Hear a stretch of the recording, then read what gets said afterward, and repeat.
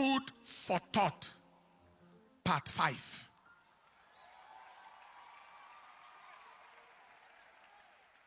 There are people wondering why the church or church leaders should be bothered about governance or politics. That is very absurd, very ridiculous. It is as ridiculous as asking why a person should be interested in the sanity of the pilot that is to fly him in an aircraft. Or why a person should be concerned about the expertise of the surgeon that is to perform a major operation on him. Or why a person should be worried about the health and hygienic status of the caterer that serves him food. Please understand this. Anyone who is not concerned about those things that concern his existence is a concern himself. The silence of good people is more wicked than the actions of bad people. Evil thrives when good people are silent, and most times silence is taken to mean consent. No one is permitted to keep silent when their destiny is being decided. You don't keep quiet or silent when your destiny or your welfare is being decided. To keep quiet when your destiny is being decided, like in a political setting, is to end with an outcome that may not be desirable. Now, why should the church people, church leaders, and the society at large be interested in politics and governance? Why should we be interested in who heads the government? First, government make policies, and policies affect the society, and the church is part and parcel of society. So everyone in society, the church and her members inclusive, are at the receiving end of government policies. Second, government's failure places a high burden of care on the church as a religious and charity institution.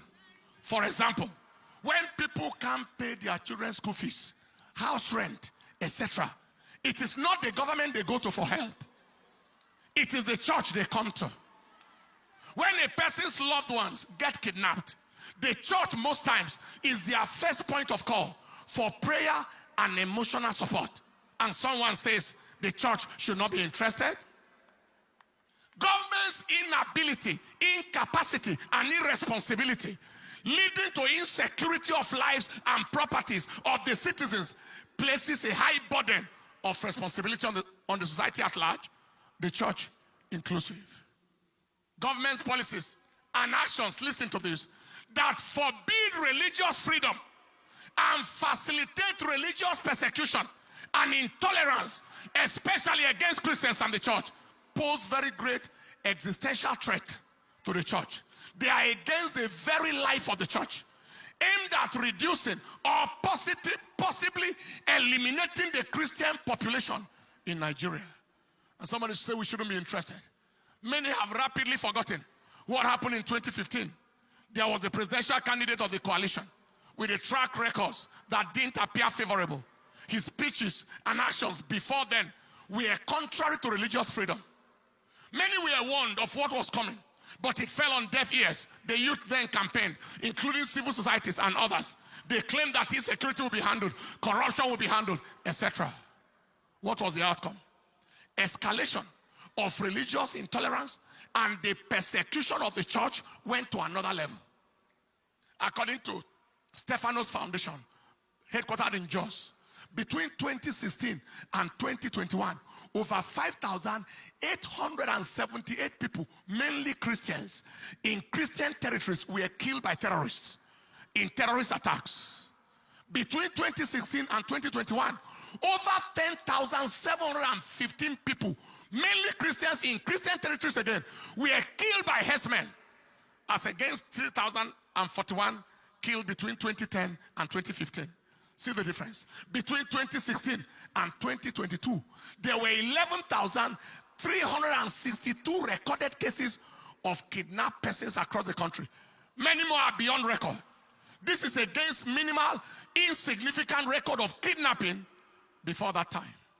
Today, Some people say church should not be bothered. When out of the 3 frontline presidential candidates, 2 of them are likely to further anti-church, anti-Christian, and in fact, anti-society agenda. One of the candidates is of the same ethnicity, religion, and region as the current leader, under whose watch the nation has experienced such level of unbelievable insecurity, mostly against the church and generally against all. The repetition of the same disaster is not hard to imagine, especially as this same candidate has not condemned any killing once by his people. He has not condemned it once. He has not visited anywhere once to condole with any people. He steps into power, he continues from where it has stopped. The second candidate chose a Muslim vice president, being a Muslim himself, despising, disregarding the plight and the value of the church in Nigeria. The third candidate, the third one, remains the only sensible, only credible way to go. Not just for the good of any region or religion, but for the good of the nation as a whole. So for anyone to say that church should not be involved in governance and politics of the nation, he is either daft, deceived, dubious and fraudulent, demented, that is insane, or a demonic agent from hell who want the destruction of the church. Friend, you have been shown the way. Did you see the way? You have been shown the way. Follow the way. Go out and vote. Do all you can to ensure that your vote counts. God bless Nigeria. Stand up on your feet. Somebody may say, but the one, no, you can go ahead. The one that is of the same religion and region and ethnicity as the current leader of the nation has a Christian gentleman vice presidential candidate. Somebody may say that. Don't forget that that was our situation in 2015. There was the Christian gentleman, pastor of in a denomination. Many people voted in that time because of the vice president. From the region where he has come from, we came from, they voted. The denomination, the Christianity voted, Pentecostal cycles voted, and his denomination voted with the hope that he is there, and that means that there is hope. Question: what difference has been made? Brutal question. To what extent was he able to stop insecurity, to stop the massive killings, the massive persecutions, and the massive anti-religious agenda against Christianity? What extent? But I want you to notice that every time they gave him the opportunity to act as acting president, things rapidly changed. Things rapidly changed. But to what extent was he given that opportunity? So don't let anybody deceive you. That so let us vote because of this and that and that. Let nobody deceive you. Open your eyes. We shall not let history repeat in our nation.